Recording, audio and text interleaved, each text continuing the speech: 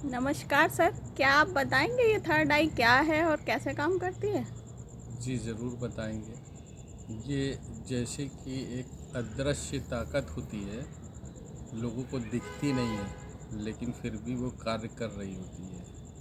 जिस प्रकार से हवा दिखती नहीं है लेकिन फिर भी चलती है, ऐसे ही इस थर्ड आई का काम है। हम भविष्य के बारे में तो नहीं बताएंगे, हम पीछे से बताते हैं, तब आपको समझ में आएगा कि थर्ड आई कार्य कैसे करती है। लोगों को लगता होगा कि गांधी जी को नाथूराम गोडसे ने मारा या नाथूराम गोडसे ने गांधी जी को मारा। किसी का मत होगा कि उन्होंने सही किया, किसी का मत होगा कि उन्होंने गलत किया। लेकिन ये कार्य हुआ ही क्यों, ये कभी किसी ने नहीं सोचा कि ये कार्य हुआ ही क्यों। कुछ अच्छा कुछ बुरा, गांधी जी के जीवन में कुछ उन्होंने, जीवन है तो कभी ना कभी तो इंसान कुछ अच्छा कुछ बुरा करता ही है। लेकिन उस परिदृश्य के हिसाब से देखिए, तब आपको समझ में आएगा कि उनको किसने प्रेरित कर दिया उस व्यक्ति को मार देने के लिए, जिसे लोग राष्ट्रपिता कहते हैं। ये काम है थर्ड आई का। अंग्रेज शासनकाल जो था, तो अंग्रेजी शासनकाल में इतने बलशाली अंग्रेज थे, क्या वो गांधी जी को एक गोली नहीं मार सकते थे? मार सकते थे। लेकिन उन्हें पता था कि गांधी जी के मरने से कैसा रेवोल्यूशन पैदा होगा। वो कभी भी गांधी जी को मार सकते थे, लेकिन उन्होंने कभी भी उस कार्य को करने का प्रयास नहीं किया। तो आप कहना क्या चाहते हैं कि मतलब भारत जब से है तब से ये थर्ड आई भारत के ऊपर है? थर्ड आई भारत के ऊपर नज़र इसलिए रखती है क्योंकि भारत, पाकिस्तान, बांग्लादेश, चाइना, ये कुछ ऐसे देश हैं जो देश को लीड कर सकते हैं, विश्व को लीड कर सकते हैं। लेकिन विश्व को लीड कोई और करता है, और वे हमेशा कभी नहीं चाहते हैं कि ये कभी भी समृद्ध हों, ये ताकतवर बने। तो इन लोगों को हमेशा किसी न किसी ऐसे पचड़े में उलझाए रखो और वो उसको रेगुलेट करते हैं। वही एक ऐसी चीज़ है जिसको बोला जाता है थर्ड आई। नाथूराम गोडसे को गांधी से इतना द्वेष कैसे हो सकता है? कोई अपने ही देश के इतने जो बहुसंख्यकों के लिए, मतलब जो प्रेरणा स्रोत हो, उसको वो गोली मारते हैं। वो उनको इस तरीके की मानसिकता भरी जाती है कि वो उस कार्य को करते हैं। गांधी जी को अंग्रेज भी मार सकते थे, क्यों नहीं मारे? ये आज तक कभी किसी ने नहीं पूछा कि गांधी जी को अंग्रेज मार सकते थे, इतने लोगों को उन्होंने, इतनी जनसंख्या को मारा, तो क्या एक गांधी जी को नहीं मार सकते? मार सकते थे। लेकिन गांधी जी के अनुयायी इतने ज़्यादा थे, इतना बाहुल्य था कि वे उस चीज़ से घबराते थे। वो गांधी जी को खुद नहीं मारना चाहते थे, और गांधी जी को मरवाने के पीछे जो कारण था वो आज तक नहीं कोई बताता है। गांधी जी जब देश आज़ादी के परिप्रेक्ष्य में आया, तो गांधी जी हरित क्रांति की बात करने लगे। हरित क्रांति की बात करने का मतलब होता था देश में खेत खलियान बढ़ेंगे और अन्न उत्पन्न होगा ज़्यादा। लेकिन वो कभी ये नहीं चाहते थे कि ये आत्मनिर्भर बने।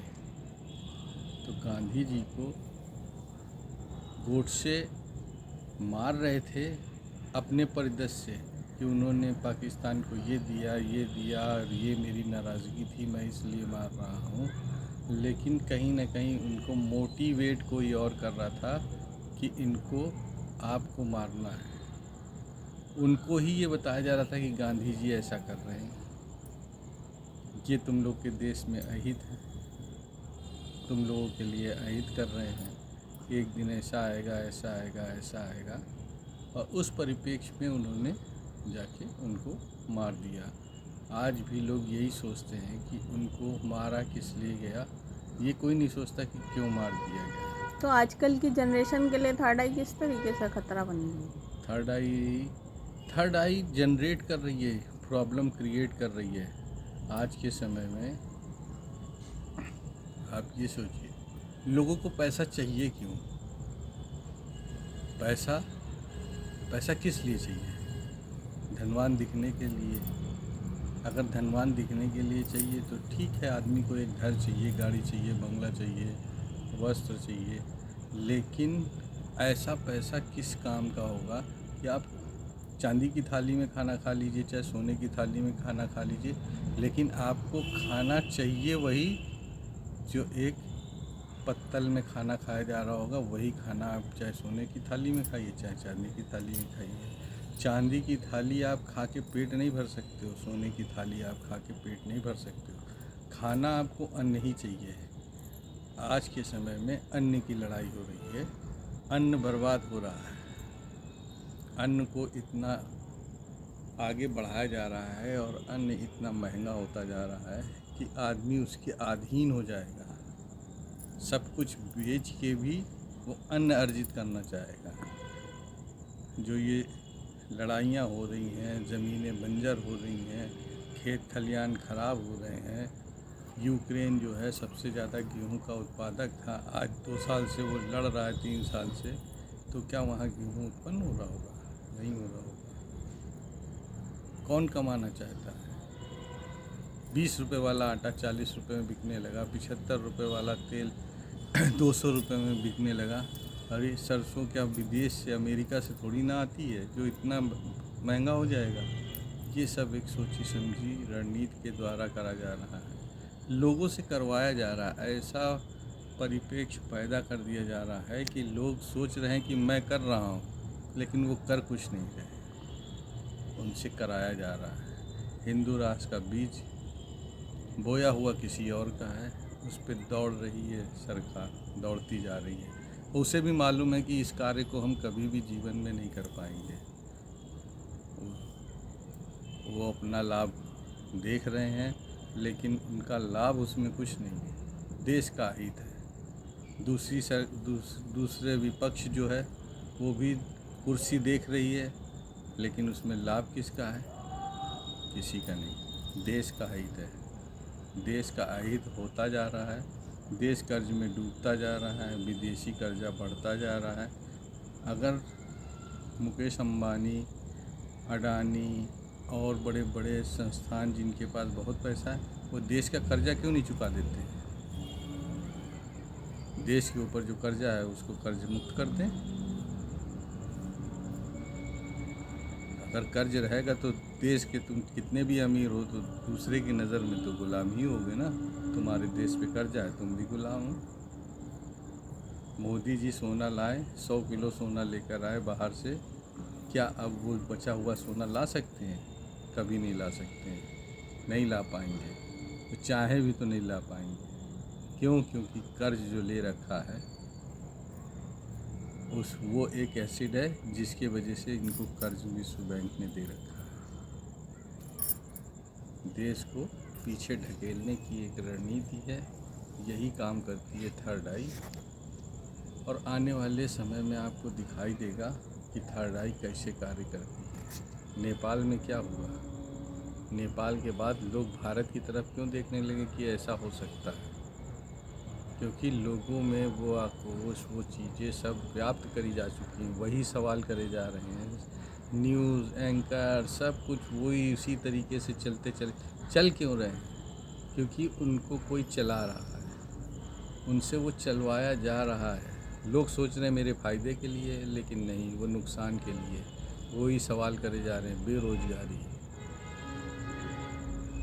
बेरोज़गारी, करप्शन, जो वहाँ वो यहाँ।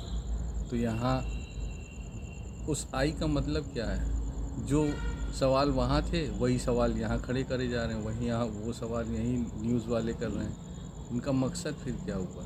जो वहाँ हुआ वो यहाँ हो। लेकिन हमारे देश के लोगों को ये सोचना और समझना चाहिए कि कुछ भी हो, अपने देश का अहित नहीं करना चाहिए। जिस चीज़ में देश का अहित हो वो कार्य कभी नहीं करना चाहिए। आपको दुख तकलीफ़ परेशानी भले ही हो रही हो, लेकिन देश जब तक है तब तक आप हैं, और देश नहीं तो कुछ नहीं। इसलिए देश का अहित कभी भी नहीं करना चाहिए। भले ही आपको कुछ दिक्कतें हो रही हों, परेशानी हो रही हो, आप उसे बदलने की कोशिश करिए। हमारे बीच से ही आईएएस बन के जाते हैं, वो ऐसे क्यों हो जाते हैं जो वो चुप बैठते हैं? सारी नेता सरकार नहीं चलाते हैं, सरकार आईएएस चलाते हैं। इसी के साथ हम अपनी बात को विराम देते हैं, और फिर से हम आपके सामने प्रस्तुत होंगे थर्ड आई के बारे में, आपकी जिज्ञासा को शांत करेंगे। धन्यवाद। धन्यवाद।